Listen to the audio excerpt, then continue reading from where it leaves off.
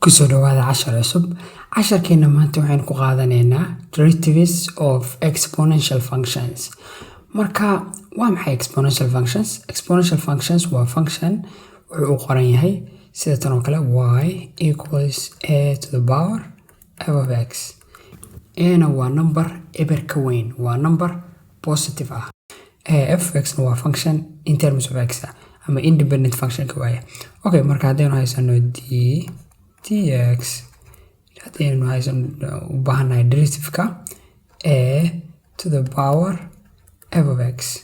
Yani function-kan waxaynu u baahanahay derivative-kiisii maxay noqonaysaa? Derivative-ku waxay noqonaysaa sidiisaynu usoo koobi garaynayna, yani function kastuu yahay u qoranayna f a to the power f of x. kadibna waxaynu ku dhifanaynaa derivative-ka exponentiga ama power-ka. wixii halkan saaran derivative-kiisa aynu ku dhifanaynaa waa f prime of x. kadibna waxaynu kusii dhifanaynaa natural log of the base, yani logga natural logga base-ka ama eedaas. So waxaan ku dhifanaynaa ln of a. marka derivative-ki saasay noqonaysaa. waxaynu niri isagana soo koobi garaynaynaa. kadibna waxaan ku dhifanaynaa derivative-ka wixii halkan saaran ama power-ka. kadibna waxaynu ku dhifanaynaa natural log of a. marka waa maxay natural log? yani natural log waxaan garanaynaa inuu yahay ln equals log oo basekiisu yahay e.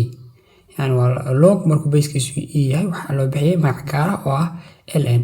sidoo kale e waa exponential compound growth. qiimihiisuna e waa number gaara. qiimihiisu waxa weeye 2.718. waa irrational, waa sii soconaya.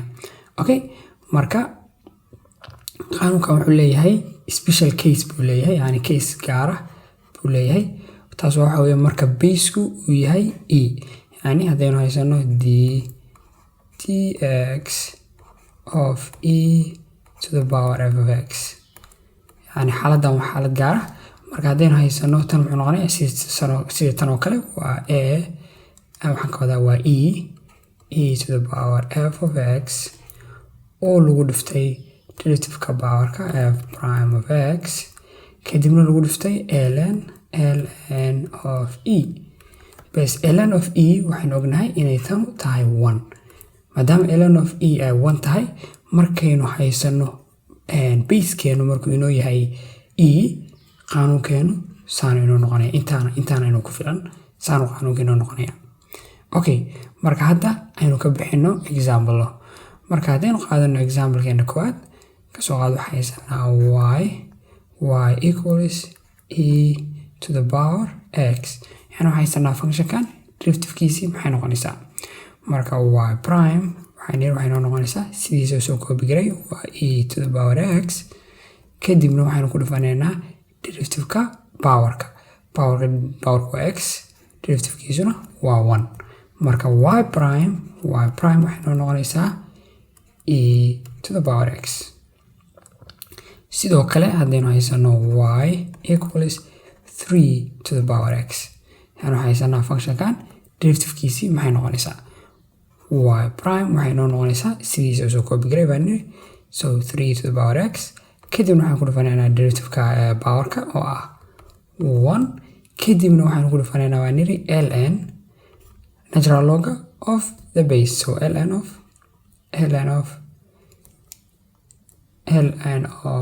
3. yani saana inoo noqonaysaa derivative-keeni. Okay, marka hadda aynu samayno example kale. kasoo qaadeen haysano y equals 5x square plus 1. video qabo example-kan adigu isku day, kadibna video kusoo laabo. marka y prime waxay noo noqonaysaa waa niri y prime waxay noo noqonaysaa sidiisa soo koobi garay waa 5x square plus 1.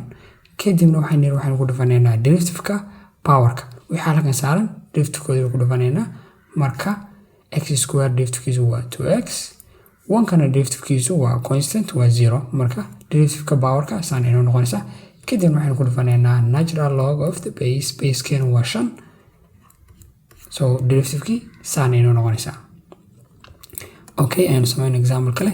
kasoo qaada haysano y equals e to the power x tan x.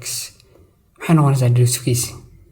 Okay, y prime waxay noqonaysaa sidiisa soo koobi garay waa e x x kadibna maxaan niri waxaan ku dhufanaynaa derivative-ka powerka powerkan waa maxay x tan x waa product rule waa laba function oo la isku dhiftay marka waxaan sameeynaa waxaan dhahnaa function koowaad soo koobi garay yani derivative-kiisa waxay noqonaysaa function koowaad soo koobi garay kadibna waxaan ku dhufanaynaa derivative-ka kan labaad waa tan x derivative-kiisa maxay noqonaysaa waa sec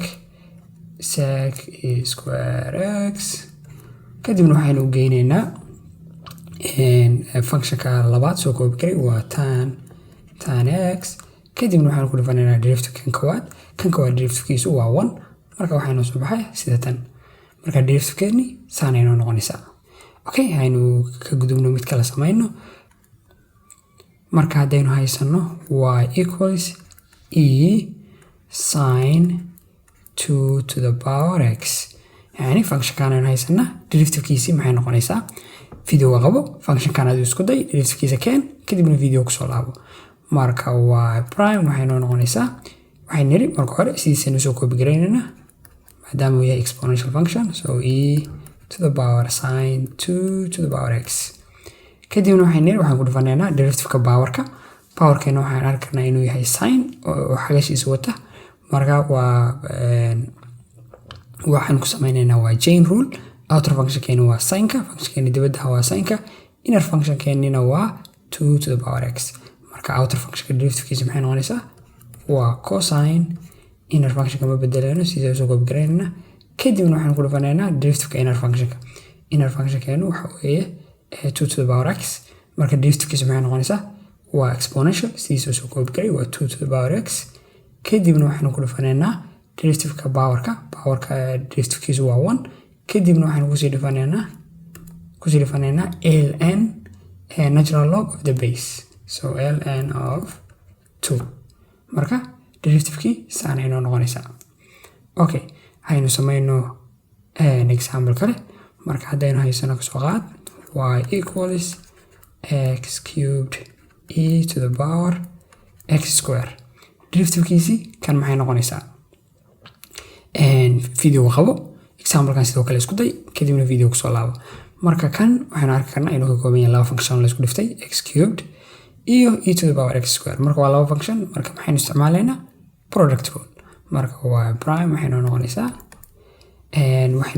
functionka koowaad sidii soo koobi garay x cubed kadibna waxaynu ku dhufanaynaa derivative-ka functionkan muxuu noqonayaa waa exponential marka sidii soo koobi garay e to the power x square kadibna waxaan ku dhufanaynaa derivative-ka powerka marka powerkiisu waa 2x derivative-kiisa yani power waa 2x square derivative-kiisu waa 2x kadibna maxaynu u geynaynaa functionka labaad sidii soo koobi garay waa e to the power x square kadibna waxaan ku dhufanaynaa derivative-ka kan koowaad x cube derivative-kiisa muxuu noqonayaa powerka soo deji wuxuu noqonayaa 3 power markaynu soo dejino kadibna powerka halka jar 3 markaynu halka jarno waa 2 marka saan inoo noqonayaa haddaynu sii simplify garayno waa prime waxay noo noqonaysaa halkan waxaan arkanaa in x tan tahay x to the power 1 marka labada power isu geey marka labatan isku dhufto powerada la isu geynaya marka waxay noqonaysaa 2x to the power 4 e to the power x square halkana sideeda isu koobi garayno waxay noqonaysaa plus 3x square e to the power x square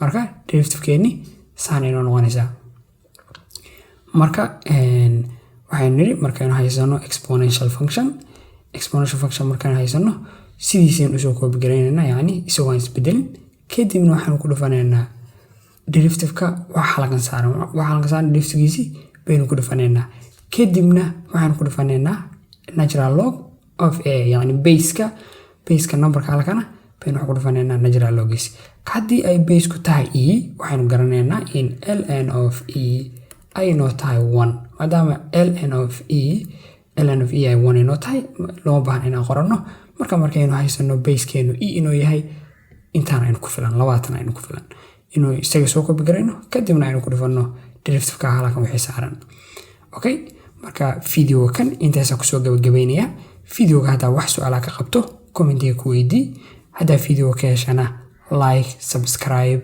asxaabtaadana la wadaag